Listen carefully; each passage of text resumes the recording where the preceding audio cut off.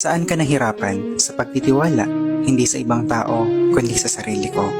Lumaki kasi akong walang bilib sa akin ng mundo. Hindi kailanman naging paborito. Hindi natawag na mahusay o matalino. Laging ako yung batang kasali lang at kung mawala man, walang makakaalam. Walang makakapansin, hindi hahanapin.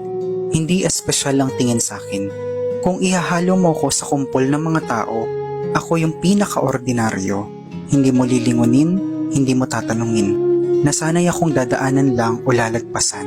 Nasanay na ako sa buhay na tahimik lang. Walang ibang ingay kundi ako lang. Ako sa mga kabanata ng pagkabigo. Ako sa bingit ng pagbitiw at pagsuko. Kaya't kung tatanungin mo ko kung saan ako nahirapan, marahil sa pagtitiwala sa sarili ko. Mahabang panahon ang ginugol ko para punuin ng lakas ang puso ko. Pinatatag ko't pinatibay. Hinulma ko para makasabay sa buhay. Para mabuo ako, para maging ako.